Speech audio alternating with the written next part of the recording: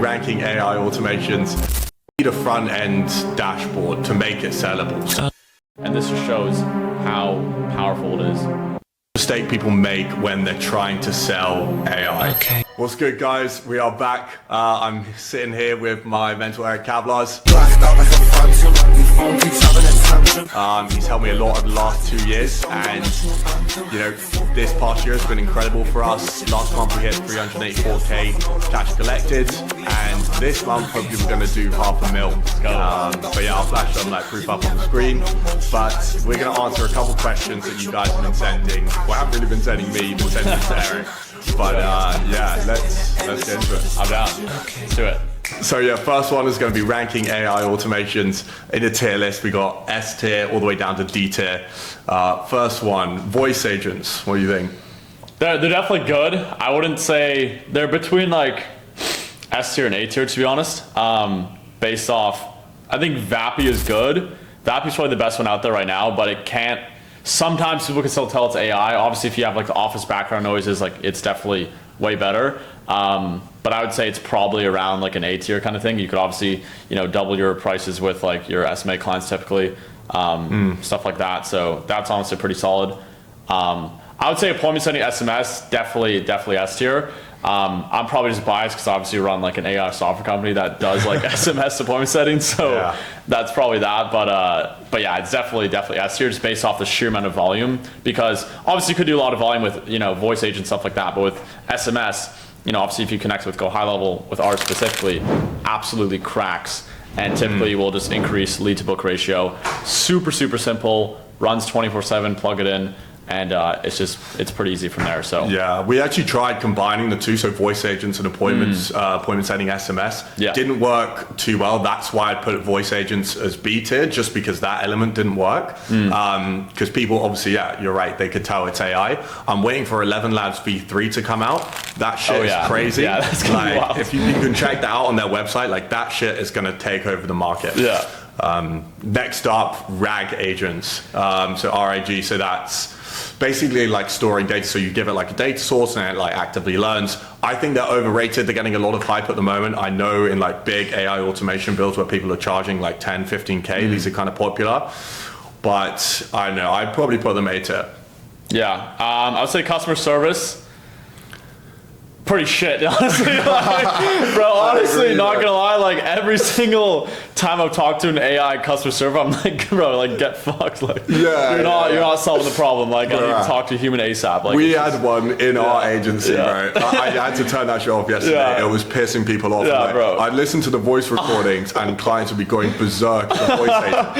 And like this voice agent was actually designed to like lie and like not disclose that it was an AI. But yeah, I wouldn't recommend. Probably C tier for that. Yeah, I'm probably D tier, honestly. Like, I think it's doing way more harm than good, honestly. Yeah. Content. Okay, like, what do you mean by that though? Like content agents. So like VO3. Okay, yeah. Honestly, I would say S tier. Yeah. Yeah, they're pretty cracked, bro. Between S tier and A tier, like right now, I mean, even with a lot of the guys I've been like masterminds with, like for very like high level people, like they're cutting their costs for booked and call with ads in half just by using like Sora 2 videos and like VO3 videos compared to humans. So honestly, S tier. Yeah, like people can't really tell it's AI. Only people who actually have experience could tell it's AI. But if you show it like to your parents or like anything like that, they're not really in the AI space. They're like, oh yeah, like what the fuck is this? Like, they actually think it's real, So yeah.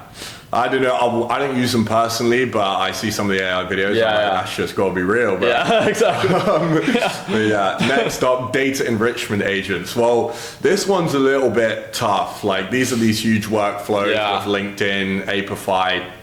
And yeah, like they can be cheap, but I also feel like there's so many good scrapers out there. Like you put me on instant data scraper back in the day. Oh yeah, back in the day. Yeah, I was literally like doing this shit manually, bro. Like copy and pasting things from Google Maps. And yeah, there's some crazy ones out there which you can get for relatively cheap if you actually source them right.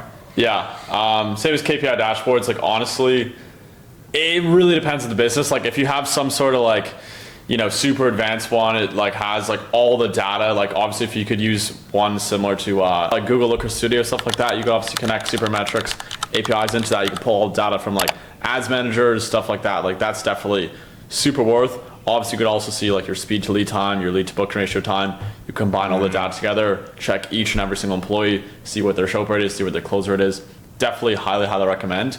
That is gonna be like a pretty big build out. Super worth it. I actually know like this one guy who makes like probably like tens of millions per year, and all he does in the business is just check on his dashboard just every single day, see what's wrong in the business, automatically come with red flags, and then it essentially just tells you them, and then you just fix it straight away, and you could just monitor all employees what they're doing, and it's honestly pretty worth it.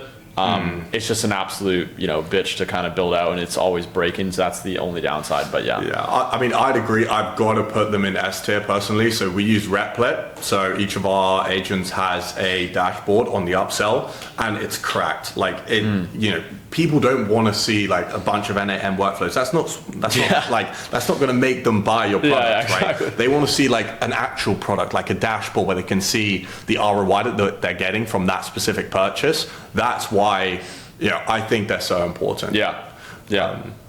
Okay. So that's probably S tier. Yeah. S tier. All right. Next question. Biggest mistake people make when they're trying to sell AI. Well, I'll go first. I'll say that like they need a front end dashboard to make it sellable. So like I was literally just saying this, we were chatting about this before, like people aren't going to buy from you if they just see a workflow, right? They're going to want to see the ROI of the product that they're getting. And a dashboard's a great way to do that. Yeah. I mean, especially like if you're dealing with boomers, stuff like that, like selling to, roofers or real estate agents, like they do not want to have anything to do with AI. Realistically, they just care about the outcome. And if you kind of like overcomplicate things, like it can benefit you because you come off as like a techie guy because they'll trust you more. That's the only use case scenario. Besides that, you're way better off just saying you're going to do way less work, you're going to make way less money, because that's all they really care about. At the end of the day, it's just the actual end goal, and there's nothing really else that they care about, right? If you obviously make them more money on low risk basis, low effort, it's easy. Next question, how to price your AI when you're selling it. So I prefer to do a small setup fee and then do larger retainers. So, we get a high volume of clients. We're signing over 150 for the last couple of weeks consistently. So that's 150 clients per week, right? So we don't do a huge setup fee, but we get them on that retainer, right? Because once you implement AI into people's businesses and you actually replace people's roles, that gives you so much leverage for being irreplaceable, right? And then you can just jack up that retainer as high as you want, basically. Yeah, exactly. Like once you actually get like a leverage point when you're obviously charging less than the previous employee and you're obviously making them more money, like they're never going to churn. It's just like just like not going to be a thing. At least how we price our own AI in our own AI software company is essentially just through small setup fees and then just usage-based cost. The biggest thing is like I think people make the mistake of trying to charge like massive fucking setup fees when that's just going to cause a lot of friction and just prevent you from signing more clients, when the real money should be made low setup fee, low friction to get on, but then high usage and retainer cost, which obviously with that in mind, it's going to have massive lifetime value and also massive retention because they're obviously replacing key roles. They can't really replace the AI by human probably because they're obviously doing a way better job, and you could essentially just kind of just run up the usage costs from there. We obviously charge the exact same price. We don't increase prices, but based off when they sign up. But yeah, that's essentially what we do. So yeah. Yeah, and also when you implement AI in someone's business, like that person's role is gone. Like they're fine. Yeah, they're cooked. Like, and now they've got to hire someone else, like to fucking come back in if like the AI is not performing. So like, or you're trying to jack up the price too high. As long as it's low, like below the amount that they would pay that employee, like you're golden. Yeah, you're golden. Yeah, that's the thing. That's when the retention is like just chilling. Your churn could be like 0%, literally. Yeah, and that's why the AI like agency model is actually so good because it's not only like they don't just want to keep you because you're providing like a sick ROI to their business, because external factors can affect that, like maybe it's a time of year, Christmas or something like that. But if they're actually replacing like a tangible person or like an admin role that needs to be done for their business to like get back end revenue, then you're irreplaceable. Yeah, very true. Okay, so best way to sell AI on the call, honestly, from what I've found, is the easiest way is just demo it, and like people's reaction, like we've had it with clients, so they just start like tweaking out on the call, be like, yo, there's no way, this is like insane. And I've had that with like selling voice agents. in person. You guys seen that in my YouTube video in Miami when I was selling that, or even with our like AI software company when we're selling the the DM setter. It's like that people's reactions they just kind of tweak out, and that's honestly all you really need. There's nothing really else. It's kind of just GG after that. Like they'll pretty much just give you their card once they actually see it, because in their mind they're thinking like there's no way this AI is actually going to outperform humans. Like this is probably just some gimmick or scam, whatever it is, but it actually works like super well. And honestly, probably the easiest way is to just show them the demo, and then also do a very simple math equation. Like when you're selling to B2B companies, it's all logical based sales. There's no actual emotional based sales. So keep this in mind. Now when you're actually selling AI to B2B, it's like you have to just show that this is the amount an employee is costing them, and this is the amount that the employee is generating them. And then you also have to just show how much the AI is going to generate them way more, and also how much the AI is going to cost them way less. And that's essentially from there, once you kind of flip in their mind, be like, okay, it's going to cost you less, it's going to make you way more money, it's going to be less of a headache. All these are just based off Alex Hormozi's value equations, right? If you look at the Alex Hormozi value equations, obviously dream outcome times perceived likelihood achievement divided by time delay times effort and sacrifice, right? So you can obviously lower the time delay of them getting results by kicking out the human, obviously lowering the effort and sacrifice, them having to manage the human all the time, and also getting to their dream outcome faster, and also increase the perceived likelihood achievement by showing them the demo. Like it's going to be a fucking easy sale. Like it's very simple to sell, and that's exactly why we also have 0% churn with our AI software company, right?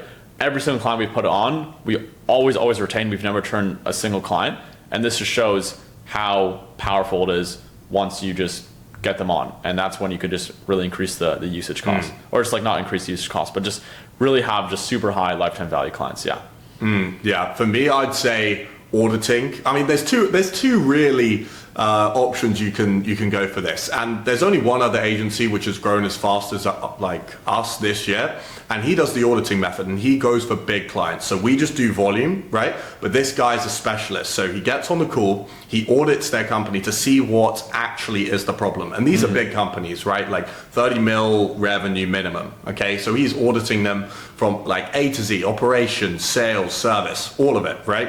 And then he's creating a tailored response and AI builds for what they actually need, right? Rather than just a copy and paste type thing, the audit, it makes it seem personalized, and then you can charge a lot higher for that.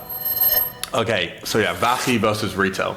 Okay, honestly, VAPI is way better just based off of the tests I've done. Retail, you can still tell it's obviously AI. With VAPI, if you actually condition it correctly and you give it a lot of like feedback, then it's very easy to tell that it's not AI based off of stuff I've seen. So definitely going for VAPI. All right, Slack v Discord. Bro, Discord is like... I can agree. Like, what bot is... Actually, I do know some guys doing 100K. Shout out, dude. Okay, honestly, Discord is like for like, bro, I don't know. If you just look at any like Discord mod, like, bro, like, get it together. Yeah, bro, like, they're definitely gooning. Bro. Yeah. I think Slack is definitely way better. I just like all the automations in there. You can tailor it very easily. I mean, I guess similar to Discord too, but it just seems like you're just like... You're like gaming on Discord, bro. It's like you're not like locked in. Slack is like way more better just for team culture, I think, and it's just like I don't know. I just can't really do Discord, honestly. Yeah. All right. High level versus HubSpot. Okay, so every single person who uses HubSpot is always like a D1 Glazer of HubSpot. So like, they're obviously super loyal. They've definitely got something going on, but honestly, high level is pretty goated. Like I've been very loyal to them for the past like 3 years, so I'm gonna have to stick with go high level. Honestly, every single time there's been an issue, I just hop on support and it just gets solved pretty fast.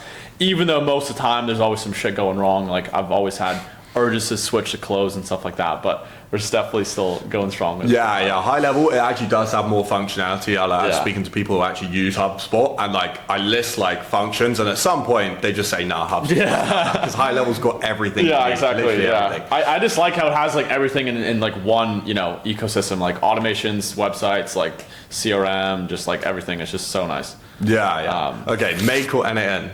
Okay, NAN is definitely goated for like AI based stuff, but Zap, way better, my favorite by far for like anything automations wise, because you can obviously they have like new ChatGPT functions as well, and like you could just plug it in easily. So I like it the best, and also honorable mention as well, like Go High Level Automations too is pretty goated. Like, yeah. I mean, I don't know. I prefer NAN just because, like, versus Make, because it actually charges per execution of the whole workflow. Make charges per node. Yeah, fair. So, like, that shit can get real expensive. You know, we've got, like, workflows with, like, 50 plus nodes in them. Yeah. What? I'm paying 50x? I don't think so. All right, Zoom or Google Meet? I think Google Meets is a bit more like lower class. Bro, like, it's just like if I get a like, fucking Zoom call or like a call with someone and they're on Google Meet, I'm like, you broke it. Like, it just screams like. Yeah, that's true. I mean, it is like a bit lower barrier to entry, I feel like, with Google Meet, but it's just like, bro, it's just not as like aesthetic. Like the screen sharing just feels like brokey vibes, you know? It's just. Bro, I would say just buy. You don't even need a client. I just buy Zoom, bro. Yeah, because if someone hops on a Google Meet, bro, they're like, "What is this?" They're like, they don't even recognize like, is this shit a fucking Zoom call? Like, yeah. To be fair, honestly, I think close rate's probably higher and show up rate's higher on Zoom. But I mean, it also depends on what market you're selling to. You know, like some people might not even have Zoom download on their phone. That's why your show rate actually might be lower when you're doing sales calls. Like. It just depends on the industry, right? Obviously, if you're selling to like more B2C people, they might not even have Zoom download on their phone. You know, might not they prefer just going like a link kind of thing. Yeah. Because like obviously with Google Meets, it's just like a simple link, you know. So less friction, no to download anything. But like, I like Zoom way better, bro. Yeah, like way better. All right, Airtable or Notion? Okay, honestly. I would say probably Airtable. Yeah, Airtable is pretty goated. Like I just like all the automations you have in there. Like when you really, I haven't seen it. I haven't seen it. Yeah, you could do a lot of automations with Zap and Airtable. I really like it. Notion's okay. I just feel like I prefer Notion for other things, but Airtable is really good just for keeping track of all the data or like just clients and stuff like that. It's pretty easy to connect with Google spreadsheets too. So I'd probably say that. Yeah. All right, OpenAI or Claude? It depends what you need, bro. Honestly, if you're talking like if you're having like Go problems, like you probably should talk to OpenAI and stuff like that. Like if you're having just like general like life problems or like you need stuff day to day, like probably just OpenAI. But with Claude, I would for numbers, I would definitely say copywriting for Claude. Also, Grok is like extremely goated. I would honestly say Grok. It came out with 4.1 apparently. Yeah. Honestly, Grok is definitely probably the best right now, to be honest. For any like technical issues or coding stuff, like Grok has been the best by far for me. I know. I'm just for AI, just like OpenAI. It's like it's just so easy to very easy, integrate with everything. Yeah, it's true. But yeah. Have you tried Atlas at all? Who? Atlas? Nah. It's like OpenAI browser. No, I haven't actually. Yeah, you should try it. Yeah. Oh, have you tried Manners? Yeah. Like Manners is cracked. Yeah, bro. Like people like told me it was cracked, and then I used it, and I was like, bro, like this shit. No. You have to give it like the right context. Like actually, in my mentors group, like he uses like Manners all the time, and you have to just plug it enough context. The reason why I like it better is because it's all like credit-based usage, so it technically has like more of an intent to use as much credits as possible. Even though it's gonna be more expensive, it's technically gonna use like more brain power to actually get you like a better answer kind of thing. Okay. Yeah. All right. What about Velos or cigars? Bro, cigars. Yeah, definitely cigars. Cigars is like goated. Like really? Yeah, what about for a lock-in? Like a Red Bull is in? Oh nah. I don't know. I don't really like Zins, to be honest. I think they kind of just make you like tweak out. I can't really focus off Zins. Me personally, I like cigar. Actually, hookah is honestly probably the best for focusing, to be honest. It gives you the best buzz by far. I know. I find like cigars make me nice and chill, and they make me think like fucking clearly. I remember like, sitting in South Africa smoking cigars on the balcony with my boy. Like that shit is sweet. It's very nice. But yeah, I think hookah definitely makes you dialed in though. It's very nice, I'd say. All right, who's richer, like Hormozi or Iman? Bro, it's very hard to tell. I would probably say like Hormozi just based off all the equity he has. I've also never really seen any of Hormozi's actual clients, to be fair, like which he has a ton of equity in. The company, so I have no idea if he's just like yapping. Like obviously don't think he's yapping, but like because he's like a G. But I would probably say Iman long term, Iman's definitely making more money just based off all the companies he has equity in, and I've seen a lot of stuff behind the scenes that doesn't really go in public, and it's just like this guy's definitely. No, I would say Hormozi, like I believe that guy is dialed to the fucking gills. Like I met someone who actually met him, but it's way too much, bro. Like it's I can't do it. Like he doesn't see his family for holidays and shit. Like he just locks himself but in bro, the room. is Like, he going to be rich? Like it's like Khabib versus McGregor, right? Yeah. Like Khabib was programmed to win. Why? Because he didn't fucking like go out, bro. It was training a lot. True. Like 3 times a day. He would sleep like 3 times a day as well after his training. And McGregor's out here popping bottles and shit. Yeah. Like of course, bro. And it's the same thing with Hormozy. Like that guy generated 150 mil in the space of 3 days when info that's never been done before. Yeah, that's never done. Right, now listen, I'm glazing this guy. But like still, I believe he's in a different league of his own for now. Yeah, true, but I don't know. I think quality of life, if you would rather be Hormozy, would rather be Iman, like that's pretty obvious. Yeah. Okay, I agree that. I agree. Okay, next question. What is your best mindset tip? You go first, bro. No, you go first. Nah, bro, the mindset guru. Surely got something for me. Nah. All right, I've got one actually. And it's going to sound like so cliche, but the belief that it is actually possible rather than getting someone else who's doing better than you to do that. So it's this 16-year-old kid doing the exact same business model that I was, right? And like we were like second biggest in the industry at this time. This guy comes out of nowhere, starts printing 350 a month, right? And what I hated about that is that's what it took for like me and my business partner to actually lock in, because we thought this shit was capped at 250, right? And that belief and the reality to see that it was possible was super helpful for me. But yeah, what about you? Honestly, I'd say just change your identity at the root core, because I feel like everyone tries to like out willpower everything, but the moment you just actually change your identity to someone who just, it's like a natural thing, then that's when you could really start to scale like very fast. And also to like visualize as well. I just feel like a lot of things that I've done in life that are like big achievements have just been down to like visualization, I'd say. Yeah. And you like listen to music when you visualize and shit? Oh yeah, we can't tell the exact sauce, I'd say, but we'll keep that for the clients. But we're bending reality.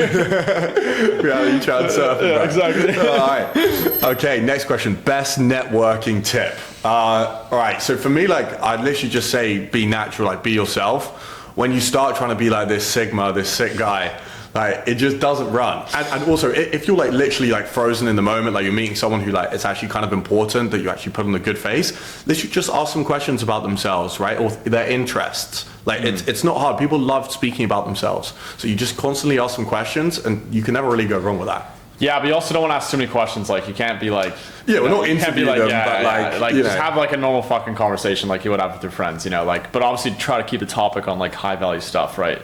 I think the biggest mistake is people get too like nervous around high level guys and stuff like that, but at the end of the day, they're just like normal people.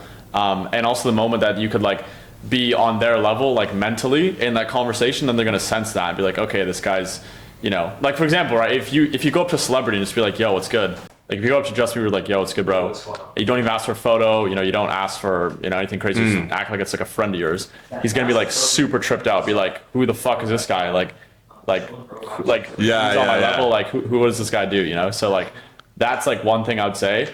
It's just be normal around this like high level guys, but always just try to provide value, try to connect with someone, try to, do whatever you can to just increase your value. Because everything is like a relationship always is like a value exchange, right? Even with girls, it's always, exchanging emotions or exchanging like just good feelings, stuff like that. Or if it's with a friend, you're always exchanging value. You help them out here, help them out there. They connect with someone, you connect them with someone. Like there's always that. So like keep that at the core, belief of just try to provide as much value as you possibly can. That's what I've done with all my connections. It just works out very, very well. All right, next question. What do you say when your friend says, put me on? Like the day ones. Yeah. Or it could just be like someone you kind of knew. Yeah. I mean, honestly, I always like help them out, even if they were hating on me in the past. It's kind of like, there's a bit of resistance there, but I still like to help them out, to be honest. But yeah, I mean, I think I've honestly helped out tons of friends. I've connected with tons of super successful guys in their specific industry that they want to get down to, and e-com or whatever it is. And it always just helps them out a lot. And I just feel like it is sick to see the day one succeed, and I really want to see that with everyone. But it's like sometimes they just don't want it bad enough. They don't really have the right perspective, maybe, and it's just like I can't really do too much end of the day, like. Yeah, I'd love to see them succeed. But yeah, now I basically just give them like resources. I'll give them like some Charlie Morgan material, like the basic kind of mindset stuff, or like, you know, how to set up fucking Go High Level or something like that. Yeah. Then $100 million offers and the $100 million money models by Alex Hormozi. And then like I just give them a bunch of like NAN gurus. Like, I'm just like, good, honestly, like this shit is the future. Like this is the thing with NAN. Like everyone's like, oh yeah, this software just ended NAN. Like you're not going to need it anymore. I'm just like, bro, it's still here. It's bigger than ever. Like this is what some of these huge AI automation agencies are using. I knew AI automation guys who are at 500K a month using NAN. So definitely learn that. But yeah, that's what I say. So Miami or Dubai? Bro, okay, I've been to both. I think Miami's for like, I don't know. I can't really do it. It just doesn't seem like it has any like culture to it almost. It's just kind of like a bunch of OF girls and just like guys who just don't really give a fuck about you, to be honest. Like there obviously are some real ones in Miami, but like most of the time everyone's out there just to kind of, you know, steal value from you and stuff like that. Like no one's really actually. Yeah, I prefer the people here in Dubai. Like I'll say that for sure. Yeah, I think people in Dubai, like they're just way more nicer. Like everyone actually wants to see you win. I feel like in Miami there's a bit of like envy and greed sometimes, but like I think Dubai is like way better. Yeah, I mean they're both pretty similar. Everyone's got the rental, like everyone's in the fucking penthouse. It's kind of similar, and the culture's kind of like that. But I feel like Miami could be a little bit more dangerous. It's true. You know, and it's like it's not as nice, bro. Like there's no rubbish on the streets here. Weather's fucking like really good here, bro. Like, fair enough. Yeah.